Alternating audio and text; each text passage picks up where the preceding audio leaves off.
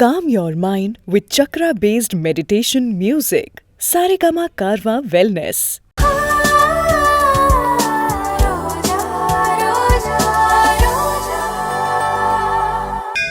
அவ ஃப்ராட் மட்டும் இல்ல, கிரிமினல்.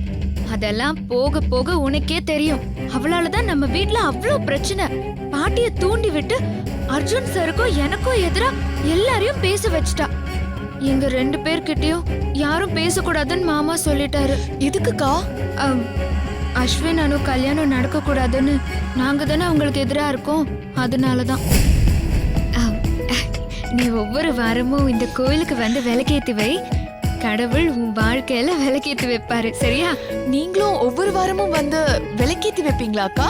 எங்க ஆசிரமம் பக்கத்துல ஒரு கோயில் இருந்துச்சு. அங்க ஒவ்வொரு வாரமும் போய் விளக்கேத்தி வைப்பேன். அதோட பலன்தான் கடவுள் எனக்கு அர்ஜுன் சாரை காட்டினாரு. அதுக்கு பிறகுதான் என் வாழ்க்கையில நிறைய நல்ல விஷயங்கள் நடந்தது. அர்ஜுன் சார் குடும்பத்திலயும் என்னை ஏத்துக்கிட்டாங்க. ஆனா அனு வந்ததுக்கு அப்புறம் தான் அந்த வீட்லயே பிரச்சனை. நானும் அந்த வீட்டுக்கு வந்துட்டா அனு எனக்கும் டார்ச்சர் கொடுப்பாளா? நீ அந்த வீட்டுக்கு வந்துட்டா அப்புறம் அனுவுக்கு அங்க என்ன வேலை? இதுக்கு மேல வேலைக்கு ஆகாதுன்னு சொல்லி கிளம்பி போயிடுவா. அஸ்வின் உங்களை பத்தி தான் அடிக்கடி பேசுவான். நம்மள சேர்த்து வைக்க போறதே அன்னிதான்னு சொல்வான். நானும் அர்ஜுன் சார் உங்க காதலுக்கு ஹெல்ப் பண்றோம். ஆனா உங்களை சேர்த்து வைக்கிறது கடவுள் கையில தான் இருக்கு. நல்லா வேண்டிக்கோ. என்ன இருந்தாலும் நானும் அஸ்வினும் உங்களை மட்டும்தான்க்கா நம்பி இருக்கோம். வீட்ல வேற பிரச்சனைன்னு சொல்றீங்க, பயமா இருக்குக்கா. காதல் கல்யாணம் இது எல்லாமே பிரச்சனை தான். கொஞ்சம் போராடி நம்ப வச்சுதான் வாழ்க்கையை அடையணும். நீ நம்பிக்கையோட இரு. அர்ஜுன் சார் ஒரு வேலையை ஆரம்பிச்சா அதை முடிக்கிற வரைக்கும் விட மாட்டாரு. அதே மாதிரி அஸ்வினும் ரொம்ப நல்ல பையன். அவனை விட்டுறாத, கெட்டியா பிடிச்சுக்கோ.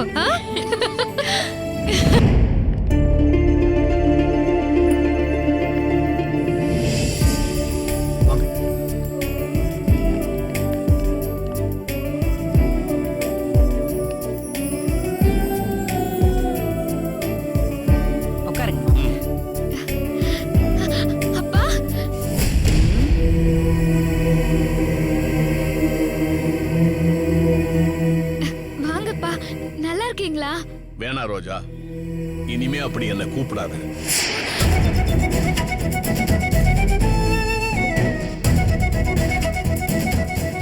ஏன்பா அப்படி சொல்றீங்க? அம்மா அப்பாங்கிறது வெறும் வார்த்தைகள்ல இல்ல, அது நம்ம உயிரோட கலந்த உறவு. நீ என்ன அப்பான்னு கூப்பிட்டா அது வெறும் வார்த்தையா இருக்க கூடாது, அதுல ஒரு ஜீவன் இருக்கணும். வெளியில அப்பான்னு கூப்பிட்டுட்டு உள்ளுக்குள்ள துரோகம் நினைச்சா இப்படி?